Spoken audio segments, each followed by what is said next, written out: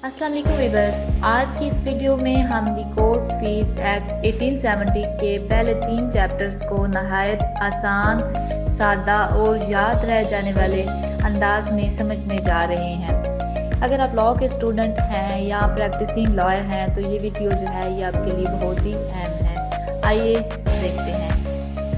Chapter number 1, हमें ये पता है कि किसी भी एक्ट का जो फर्स्ट चैप्टर होता है वो प्रीलिमिनरी होता है, यानी उसके शॉर्ट टाइटल, एक्सटेंट और कमेंसमेंट पे डील करता है। तो सेक्शन 1 इसका भी जो है वो short title, extent and commencement के साथ डील करता है। इस कानून का नाम है द कोर्ट फीस एक्ट 1870। ये पूरे पाकिस्तान में नाफिज है और 1 अप्रैल 1870 से लागू हुआ।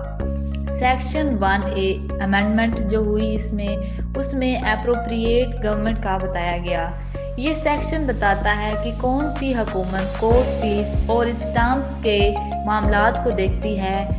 वो कहते हैं कि अगर डॉक्यूमेंट्स वफाकी हुकूमत के मातहत अफसरान के पास जमा होते हैं तो वफाकी हुकूमत की एप्रोप्रिएट गवर्नमेंट होगी। बाकी तमाम मामलात में सूबाई हुकूमत इख्तियार रखती है। Chapter 2 deals with fees in the high courts. ये चैप्टर खास तौर पर हाई कोर्ट्स में जमा होने वाली फीस से मुतालिक है। सेक्शन 3 डील्स करता है fees in high court original site. High court में जब कोई पार्टी मुकदमा दायर करती है तो जो भी डॉक्यूमेंट्स फाइल होंगे उन पर लाजमी है वो फीस अदा करें जो शेड्यूल्स में मुकर्रर है। Section 4 no document to be filed without court फी।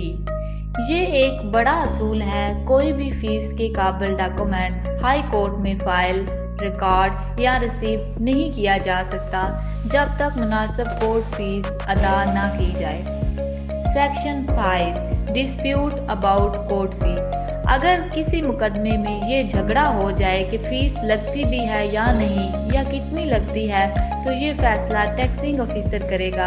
अगर मामला अहम नोयत का हो तो वो चीफ जस्टिस के सामने भी भेजा जाता है। Chapter 3 fees in other courts and public offices. Chapter 1 हमने देखा कि वो शॉर्ट टाइटल, एक्सटेंट और डेफिनेशन थी जिसमें अप्रोप्रिएट गवर्नमेंट का हमें बताया गया। चैप्टर 2 देखा कि जो फीस हाई कोर्ट में अगर कोई मुकदमा फाइल होगा तो उसमें जो है वो फीस जैसे लगेगी उसके तरीकाकार को बताया गया है।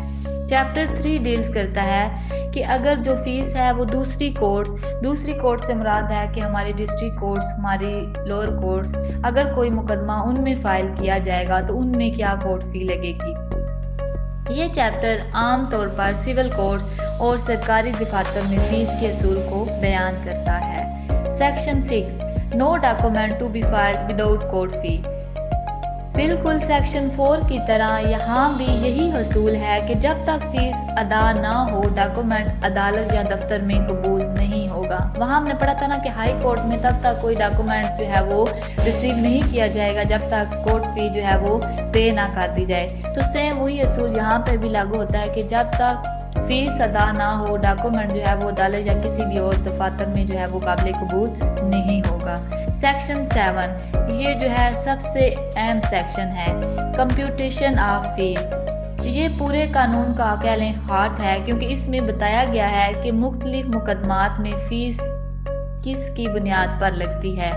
आइए आसान जुबान में इसको समझते हैं। नंबर 1 है सूट फॉर मनी। अगर मुकदमा पैसों का है जैसे डैमेजेस, कंपनसेशन, सैलरी, तो फीस उतनी रकम पर लगेगी जितना दावा किया गया है।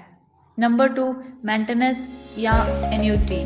मेंटेनेंस या सालाना रकम के लिए जो है वो मुकदमे की वैल्यू जो है उसको इक्वल किया जाएगा 1 साल की रकम के साथ और उसको फिर मल्टीप्लाई किया जाएगा 10 के साथ। नंबर 3 पे है मूवेबल प्रॉपर्टी की जो है वो क्योंकि मार्केट वैल्यू अवेलेबल है तो उसके मुताबिक ही जो है वो फीस लगती है। Number 4 declaratory suits with consequential relief, easement, injection account. इन मुकदमात में वैल्यू वो होगी जो मुद्दई खुद तय करे, लेकिन ये वैल्यू हकीकी होनी चाहिए। ऐसे नहीं कि कोई बहुत ज़्यादा ही जो है वो वैल्यू मुकर्रर कर दी जाए। 4A हमारे पास है डेक्लेरेटरी सूट अबाउट इमूवेबल प्रॉपर्टी। कि अगर दावा ज़मीन, घर या किसी दूसरी गैर मनकूला जायदाद के मुआहदे की तशरीह से मुतालिक हो तो जो फीस है वो जितनी मालियत की वो प्रॉपर्टी है उसकी असल वैल्यू पर लगती है। Number 5, suit for possession of land, houses, garden. अगर ज़मीन आमदनी देती है तो उसकी वैल्यू कैसे निकाली जाएगी? पिछले साल की आमदनी और उसको फिर 15 से मल्टीप्लाई करके जो है वो जो वैल्यू है वो निकाली जाएगी। लेकिन अगर आमदनी नहीं देती तो फिर हम उसको जो है वो मार्केट वैल्यू से, या अगर घर या बाग है तो भी उसको मार्केट वैल्यू से जो है वो एवेल्यूएट किया जाएगा। आगे हमारे पास है प्रीएम्पशन सूट्स। प्रीएम्पशन में जो होती है वो जायदाद की जो कानूनी वैल्यू होती है उसके मुताबिक फीस लगती है। आगे है to set aside attachment. Attachment ख़त्म करवाने पर भी फीस उतनी ही होगी जितनी जो है वो मालियत पर अटैचमेंट हुई है। उसके बाद मॉर्टगेज के सूट्स हैं अगर, तो उन पर भी जो है वो प्रिंसिपल अमाउंट जो है वो एक मॉर्टगेज की जो फीस होती है वो लगती है। स्पेसिफिक परफॉर्मेंस के अगर सूट हैं तो उसमें जो है वो जितना मुआहदा फ़रोख्त हुआ है उतनी ही उसकी कंसिडरेशन लगेगी। अगर लीज का है तो 1 साल का कुल किराया प्लस जो है वो प्रीमियम। अगर मुआहदा मॉर्गेज का है तो मॉर्गेज की जितनी अमाउंट है उसके मुताबिक उसको वैल्यूएट किया जाएगा। लैंडलॉर्ड और टेनर्स के सूट्स हैं तो उसमें भी क्या होता है कि जो किराएदारी के मुकदमात होते हैं उसमें भी फीस जो है वो गुज़िश्ता साल के किराए पर लगती है। अब क्या है कि सूट्स नॉट अदरवाइज प्रोवाइडेड, ये जो ऊपर एक तो उन्होंने बता दिया ना कि अगर ये सूट होगा तो इस पर ये फीस लगेगी, लेकिन वो कहता है कि अगर कोई ऐसा केस आ जाए जो इस लिस्ट में जो ऊपर दी गई है उसमें ना हो तो फिर उस पर जो है वो किस तरह से जो कोर्ट फी की एवेल्यूएशन है वो होगी। वो कहते हैं कि अगर कानून किसी मुकदमे की अलग कैटेगरी नहीं देता तो फीस वही है जो मुद्दई जितनी उसकी वैल्यू बताए, लेकिन कम से कम 15 रुपये फीस जो है वो ज़रूर लगेगी। अब जो सेक्शन 8 से लेके 18 तक है ये जो है ये बहुत ही इम्पोर्टेंट है। सेक्शन 8 हमारे पास जो है ये कंपनसेशन अपील की सूरत में डील करता है और इसमें कैसे एवेल्यूएशन की जाती है, अवार्ड और क्लेम का फ़र्क देख के जो है इसकी एवेल्यूएशन की जाती है। सेक्शन 9-10 कोर्ट में चेक वैल्यूएशन। अगर अदालत समझे कि क्या है वैल्यूएशन गलत है तो वो उसको जो है वो कमीशन बिठा सकती है और उसकी वैल्यूएशन दोबारा करवा सकती है। Section 11 mesne profit and account. अगर फैसला दावे से ज़्यादा रकम दे बगैर मज़ीद फीस अदा किए तो डिग्री क्या होगी? नाफिज नहीं होगी। Section 12 valuation decision final. अदालत का फैसला फीस के मामले में पार्टियों के लिए आखिरी है। सेक्शन 13 से 15 रिफंड ऑफ कोर्ट फी।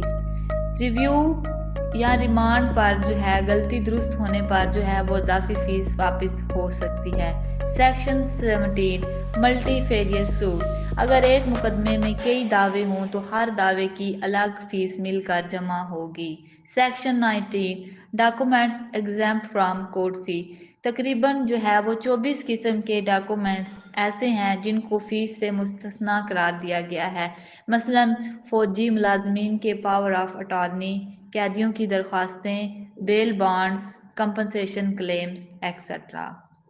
तो ये थे हमारे कोर्ट फी एक्ट 1870 के फर्स्ट 3 चैप्टर, जिनमें हमने देखा कि डेफिनेशंस देखी, फिर हमने देखा कि अगर हाई कोर्ट में सूट होगा तो उस पर कैसे फीस होगी, और अगर बाकी जो कोर्ट्स हैं या ऑफिसेज हैं उनमें कैसे कैसे जो है वो फीस जो है वो लगेगी। I hope you understand. Thank you.